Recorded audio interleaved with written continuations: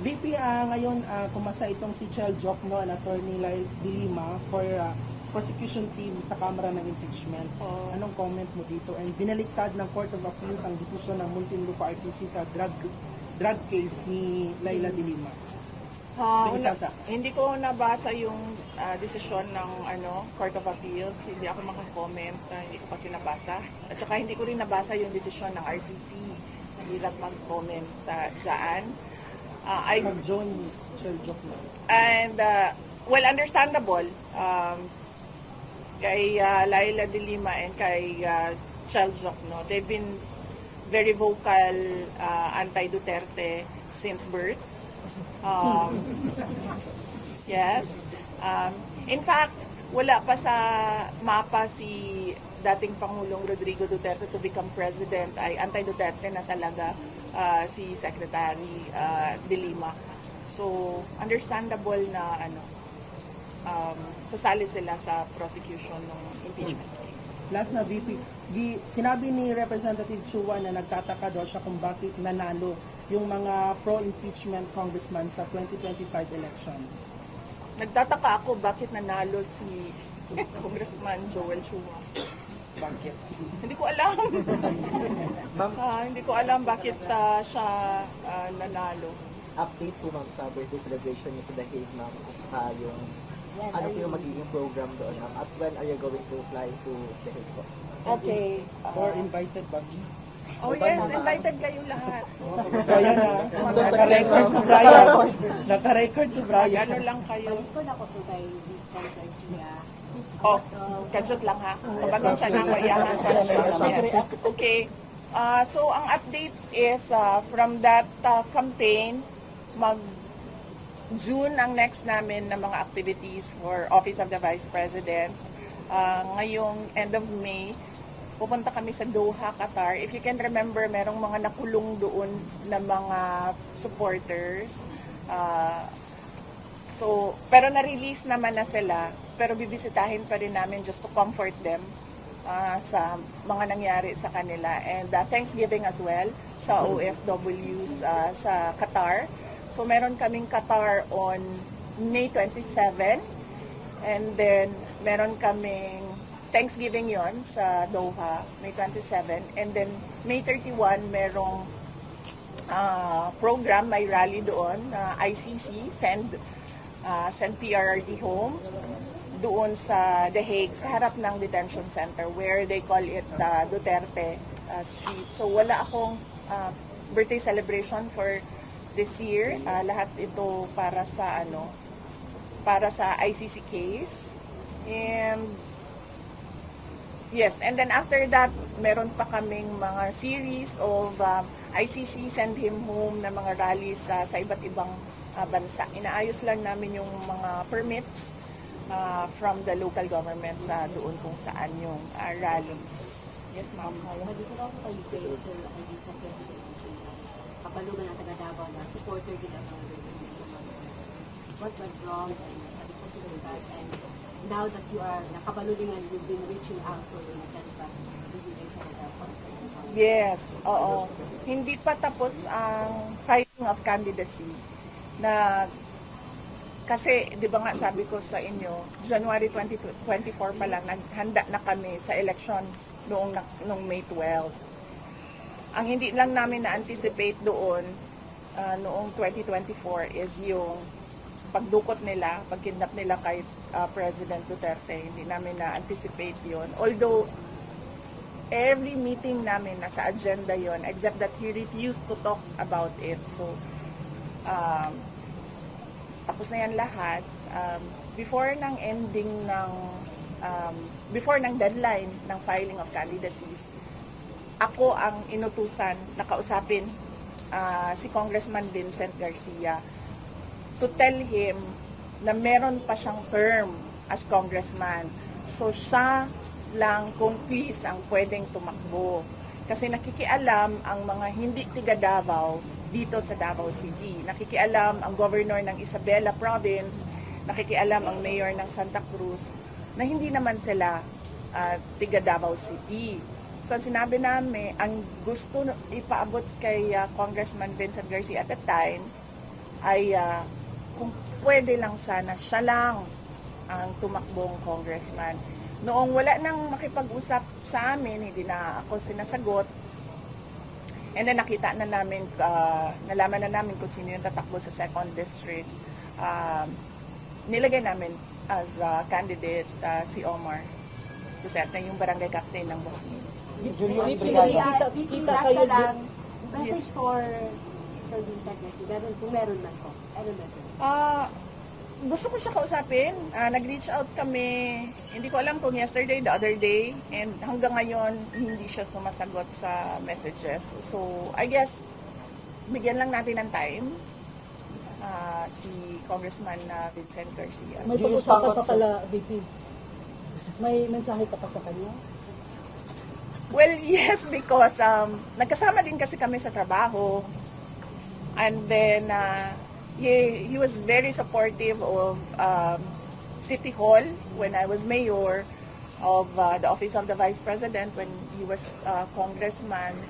So, and meron pa naman siyang isang term, so hindi ko alam bakit, alam mo yun, bakit niya papayagan ba na merong mga hindi tiga Davao City na makialam sa Davao City. And alam naman nating lahat na si Javi Campos is a candidate of Martin Romualdez. So, yun yung Santa Cruz, Davao del Sur yun. Sa Albano at sa Yung Tisala. kanina, Santa Cruz, Davao del Sur. Santa Cruz, Davao del Sur. Last two question tayo, sir. Ini-advise ko kay Omar at kay Rigo since papasok na ito. Yes, nag-meeting kami noong isang araw. Sinabi ko sa kanila na when I was mayor, yung programa namin sa City Hall revolves around the campaign of Life is Here, which we use as well as branding for our tourism program, Life is Here. And then sinabihan ko sila that you are there to make the lives of the Baweños better. So sinabihan ko sila na ang gusto lang naman nating lahat ay a livable city. At hindi mahirap yon kasi ang isang livable city meron ng meron na siyang parameters. Papasok lang natin yung Davao City doon. Yes. Nag-ingon siya. Tinanong ko siya kahapon kung anong message niya para sa ating mga kababayan, at sinabi niya na ako, ug ang akong mga anak, ug ang akong mga apo, magpabiling inyong sulugoon. Kaya BP, ang akong pangutana, considering Duterte, no, ang nag-slide sa Davao City, ang gikabalakan karon matud pa nila nga ang budget, no, dili matagaan sa nasyonal, sa reaksyon nato.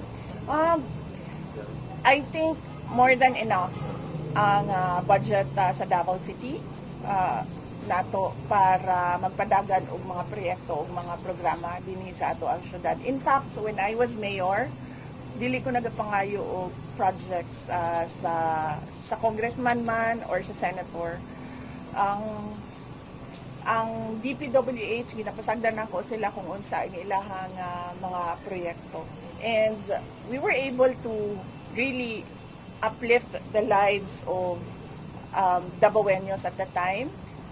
And napataas na to ang ranking sa syudad sa Davao. We were number 4-3.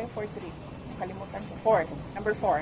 Number 4 tayo nationwide in terms of competitiveness. Nabayaran natin lahat ng utang natin. We were number 8 as richest city in the country.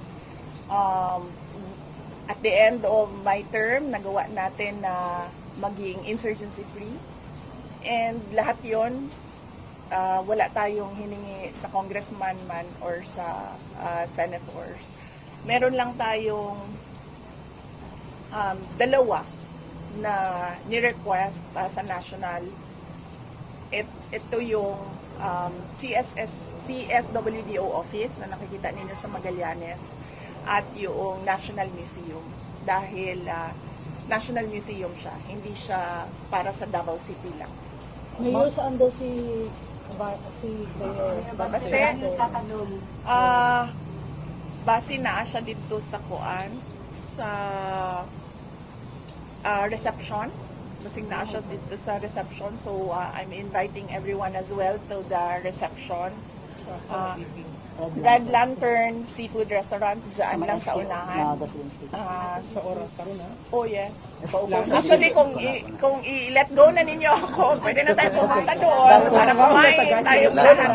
Ma'am, last question na ma'am. Ma'am, Yes. sa national media, ma'am, nagpapasalamat yung mga Pilipino sa patuloy na programa at serbisyo ng OVP po. Ano pong tugon natin sa kanilang pasasalamat, ma'am? Opo, humihingi kami ng pasensya dahil nawala talaga yung, alam nyo, ang pinaka-in-demand talaga na project ng Office of the Vice President ay yung burial and medical assistance. And tinanggal talaga nila, tinanggal ng House of Representatives yung line item na yun, kaya hindi talaga namin siya malagyan ng budget. So humihingi kami ng pasensya doon, pero tuloy-tuloy pa rin yung aming disaster, sabi tawag na to, niya? Disaster Operation Center, DOC, Disaster Operation Center, tuloy-tuloy pa rin yung pagbabago campaign natin kung saan we advocate education sa mga kabataan, and we are targeting to plant 1 million trees.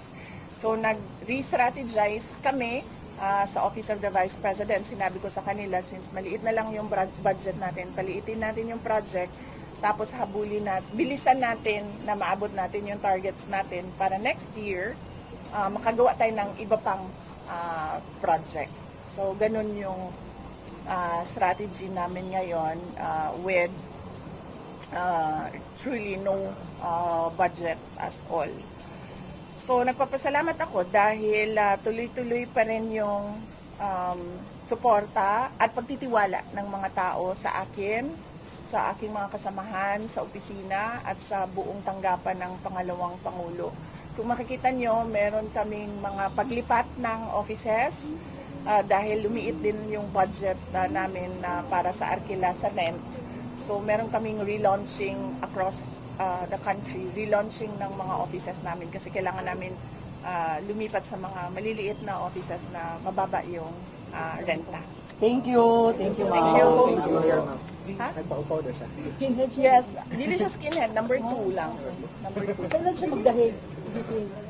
Nagsulti siya na kuan daw, dili daw siya mo appeal sa line-up dito sa Dahig, kay kinahanglan daw siya mag-atiman diri sa Davao City. And then I said na this is truly unfair because lahat tayo may trabaho. But he said, well, mine is my concern is the priority of my work here in Davao City. So, sabi niya, hindi daw siya sasali sa line-up doon. So, pupunta lang daw siya kapag meron siyang free time. Pero hindi siya sasali doon sa bantay, pagbabantay. Nganong dili ka mo mangutana lang ko kay wag ko lang chance. Yes, ma'am. Nganong dili nimo i-answer lang ang ilang pangutana sa confidential funds? Yes, ma'am. Nag-attend ko, ma'am. Actually, Tagalogin ko na lang yung sagot, ha. Actually, nagtataka ako sa narrative nila. There was one time, meron akong narinig na interview sa isang tao na nagsabi siya na, how can you support the Vice President when she refuses to answer the question about confidential funds? But if you can remember, umattend ako sa hearing ng House of Representatives. Una, umattend ako. I refuse to take an oath because wala naman sa rules nila. But wala silang tinanong sa akin, kung maalala nyo, i-review ninyo yung hearing. Not one question was asked of me. And then the next time na umattend ako para samahan yung mga personnel ng OVP na sumasagot naman, nasasagot din naman nila yung mga tanong. Tapos when I requested that I assist the personnel of the OVP, sabi nila hindi pwede pag hindi ka mag-oath, diba? So sabi ko, okay, let's do this. I'll take an oath. They never asked one question. So I do not understand saan nanggagaling yung sinasabi nila that I refuse to answer because nandoon yung mga personnel ng OVP, lahat ng tinawag nila nandoon. In fact, kinulong pa nga nila si Yusek Laika Lopez. Nandoon ako. I protested sa kanilang anong tawag dyan? Sa kanilang rules na ang pinapagawa nila sa akin ay wala sa rules nila. And then the next time around, even if may protest ako sa rules nila, I said, okay, sige, if you want an oath, I'll give you an oath. But did they ask a single question? Wala silang tinanong sa akin. I-review nyo yun. Wala. So, hindi sa ayaw ko sumagot. Wala silang tanong during the hearings. And they met a dead end doon sa hearings nila na nag-decide na lang sila, okay, i-impeach na lang natin ito siya without any evidence at all of wrongdoing because nasa Commission on Audit ang lahat ng papers ng confidential funds. So, it's not true na ayaw ko sumagot. Wala silang tanong. Sa impeachment Kaya nga, diba? Kaya nga sinasabi nila, mag-impeachment na lang tayo para masagot niya. And that is wrong. Diba? Bakit ka naman mag-impeachment just to fish for wrongdoing? In fact, meron pa silang ginagawa ngayon kasi they counter the dead end doon sa committee hearings nila sa Congress. Meron silang binuksan na inquiry na naman ngayon na pinapatawag nila, hindi ang House of Representatives, ibang government agency na gusto nila kausapin ang personnel ng Office of the Vice President. Na sabi ko, once you send that letter of invitation, we will say no. Because number one, that fund is not the fund of your agency, it's the fund of the Office of the Vice President, and all the documents were submitted to the Commission on Audit, who is the correct agency to question the use of funds of all government offices. Okay na ta? So, hindi na sila mahuman din. Hindi na sila mahuman because this is about the 2028 election. It's not about ICC, it's not about the impeachment, it's not about confidential funds, it's about the 2028 elections. The impeachment is a glorified disqualification case against me. Kasi hindi rin naman nila ako tinanong, tatakbo ka ba talaga ng president o hindi? Kasi hindi rin naman ako makasagot. Ano pa naman ako makakasagot? December of 2026. So by that time siguro naisip nila, too late na yan, hindi na namin kakayanin na manalo or ano, hindi ko alam kung anong iniisip nila. I really do not know. These individuals are desperate. Desperate for, as I said, cash, cocaine, and champagne. Why keep on reaching out? Nakuha ko kay Vincent. Yes, kay Vincent. Kay Yes. Vincent. Na well, pag hindi naman siya nagatubag sa inyo, if ever maimo siyang makontak, what would you say? If kung okay lang mo. Sige, dito ko na lang sabihin kasi ayaw na naman niya ako kausapin na. I just wanted to thank him. I wanted to thank him for his support when I was mayor, congressman siya. And I wanted to thank him as well for his support to the Office of the Vice President, particularly kapag nandoon kami sa House of Representatives. And I wanted to tell him na wag naman sana siyang pumayag na ang mga hindi taga Davao City, tulad nga ng sinabi ko, Mayor of Santa Cruz, Governor of the Province of Isabela, na nakikialam sa atin dito sa syudad ng Davao. Kung ano yung kailangan ayusin dito sa syudad ng Davao, kung ano yung kailangan trabahuin dito sa syudad ng Davao, tayo mga taga Davao ang mag-usap. Hindi yung